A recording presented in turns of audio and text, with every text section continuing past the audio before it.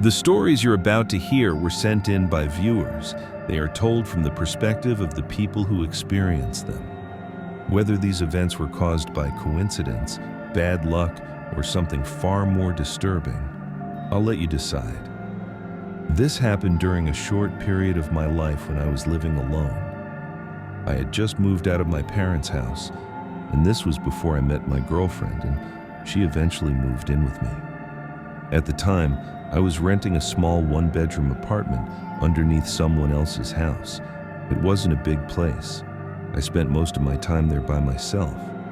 When I wasn't at work or school, I was usually home alone watching movies. I watched a lot of horror movies back then. Even though I was 21 years old at the time, they still managed to get to me, especially when I had to try to fall asleep afterward in a quiet apartment. Some nights, I'd find myself looking around the room for no real reason. I'd check the corners, the doorway, and sometimes I'd even turn on the bedside lamp just to make sure nothing was there. The man who lived upstairs wasn't home that night. His car wasn't in the driveway. I remember noticing that earlier, and at the time, it didn't seem important. Then I started hearing noises. They were faint, and they didn't sound like footsteps. I couldn't even tell where they were coming from. The longer I lay there listening, the more uneasy I felt.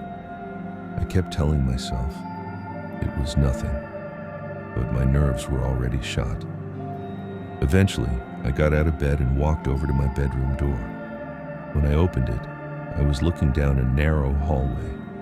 The bathroom door was on one side, and at the end of the hallway, it opened into the living room and kitchen.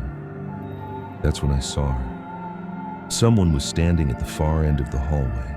The only light came from the moon outside, but it was enough to see her. A woman stood near the kitchen facing me. She wasn't moving. She wasn't saying anything. She was just looking straight at me. For a moment, my brain couldn't even process what I was seeing. Then she started walking backward, slowly, while still facing me. I didn't think. I screamed and backed into my bedroom, slamming the door shut and locking it.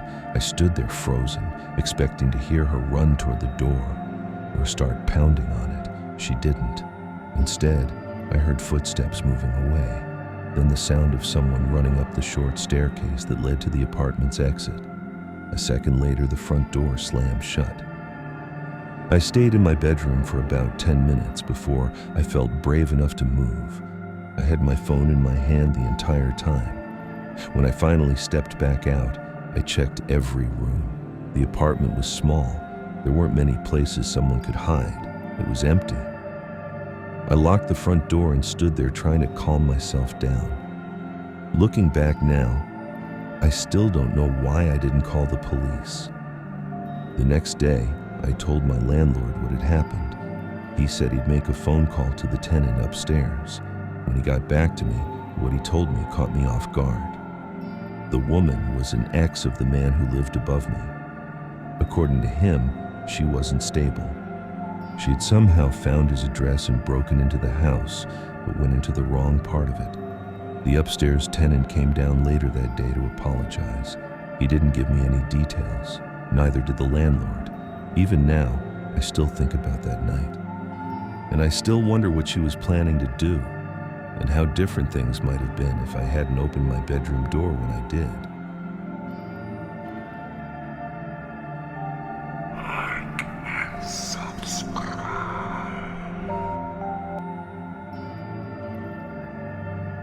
Hi, my name is Andrew, and this is one of the few things that's ever happened to me that I still can't explain. I was upstairs in my bedroom, working on a history paper. As far as I knew, I was home alone. The house was quiet, and I was completely focused on what I was writing. That's when I heard my mom call my name from downstairs. I called back, asking what she wanted. There was no reply. At first, I figured she just hadn't heard me. I was a little annoyed, mostly because I didn't want to lose my train of thought. After a moment, I stood up and went downstairs to see what she needed. When I reached the bottom of the stairs, I looked around. My mom wasn't there. Confused, I called out, "Mom?" She answered immediately, calling my name again, but this time her voice came from the basement. I walked over to the basement door and noticed something right away. The lights were off. I called down the stairs, asking why she was down there in the dark. She didn't answer. I turned on the light and started walking down the steps. As I got closer to the bottom, I heard her call my name again. That's when it started to feel wrong. Every time she spoke, it sounded exactly the same. No change in tone, no emotion, just my name, repeated perfectly. I called out to her again. She responded the same way. When I reached the basement floor, I looked around. She wasn't there. The only thing out of place was the small crawl space closet door. It was open. It's one of those strange storage spaces you have to crouch down and crawl into, but it takes up a large portion of the basement. It was the only place left where she could have been. I called her name one more time. This time, there was no response. I slowly walked closer to the open closet and dropped to my knees so I could look inside. It was completely dark, pitch black. My heart started racing. I asked if she was messing with me. Nothing answered back. The only sound was the low hum of the basement light. I stood up and, without really thinking, turned and ran up the stairs as fast as I could. I slammed the basement door shut and locked it behind me. I didn't know what I had just heard, but I knew something wasn't right. I grabbed the house phone and called my mom's cell. It rang a few times before she answered. That's when she told me she was at the grocery store.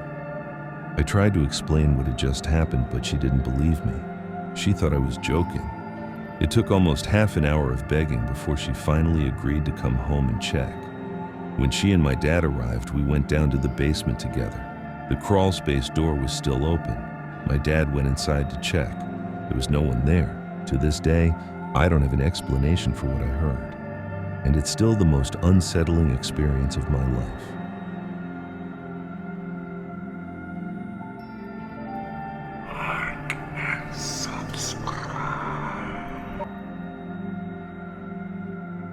I'm a father of 2 kids. At the time this happened, my oldest was 15 and my youngest Keith was 10.